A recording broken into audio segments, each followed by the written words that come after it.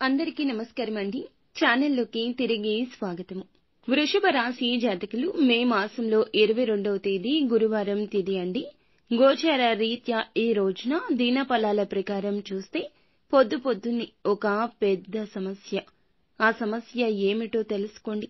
ఆ సమస్య నుంచి బయటపడాలంటే మీరు చేయాల్సిన దేవత ఆరాధన, పాటించాల్సిన పరిహారాలు కూడా ఈ వీడియోలో తెలుసుకుందాము. ముందుగా వీడియోని ఎక్కడా స్కిప్ చేయొద్దండి, పూర్తిగా చూడండి. వీడియో నచ్చితే తప్పకుండా ఒక చిన్న లైక్ చేయండి. మీ లైక్ మాకెంతో సపోర్ట్ అండ్ ఎంకరేజ్మెంట్ గా ఉంటుంది. ఇక ఆలస్యం చేయకుండా వీడియోలోకి వచ్చేద్దాం. దిక్కుతోచని స్థితి కలగబోతుంది. ఒక ఫోన్ కాల్ ద్వారా మీకు అందే ఒక సమాచారం అండి, మిమ్మల్ని దుఃఖ సాగరంలో ముంచేసే వార్త. అయితే ఆర్థిక పెరుగుదల పొందుకునే అర్హత ఉండి కూడా పొందుకోలేకపోతున్న ఉద్యోగస్తులు, ఈ రాశి జాతకులు ఈ రోజున ప్రమోషన్ అందుకునే అర్హత ఉండి కూడా పొందుకోలేకపోవచ్చు. అననుకూలంగా ఉంటుంది.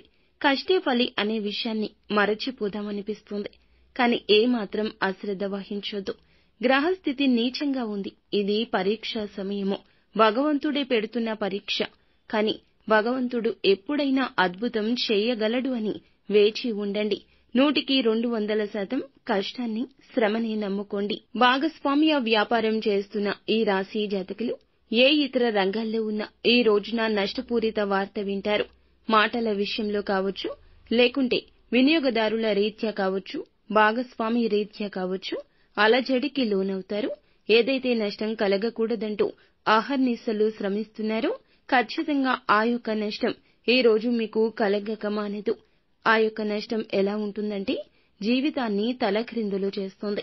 ఈ యొక్క నష్టపూరిత వార్తను అయితే స్నేహితులు కాని, బంధువులు కాని, కుటుంబ సభ్యులు కాని, సహోద్యోగులు కాని మీ వరకు మోసుకొస్తారు. ఫోన్ రూపంలో తెలియచేస్తారు. పొద్దున్నే ఇదంతా జరిగిపోతుంది. మీ శ్రమను ఎవరు గుర్తించకపోగా ఈ రోజు కలిగిన నష్టాన్ని కొందరు చులకన చేసి మాట్లాడొచ్చు.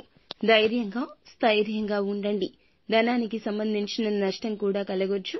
ఒక్కొక్కరికి ఒక్కో విధమైన నష్టం ఉంటుంది. అందరికీ ఒకేలాగా ఉంటుంది అని కాదండి. కొంతమందికి ఇలా జరగొచ్చు. భాగస్వామి ఫోన్ చేయొచ్చు, సహోద్యోగులు చేయొచ్చు, బంధువులు చేయొచ్చు. కొంత నష్టపూరిత వార్తనైతే వినబోతున్నారు. ఏ విధమైన వార్త అయినా కావచ్చు, ఎలా అయినా పరిస్థితి మారొచ్చు. భగవంతుడు తోడుగా అండగా ఉన్నాడు అని మాత్రం గుర్తుంచుకోండి.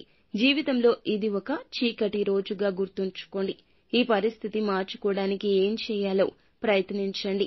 భగవంతుని అనుగ్రహం కోసం కాస్త కష్టపడాలి. ఇది కష్టపడే సమయము, పరీక్షా సమయము.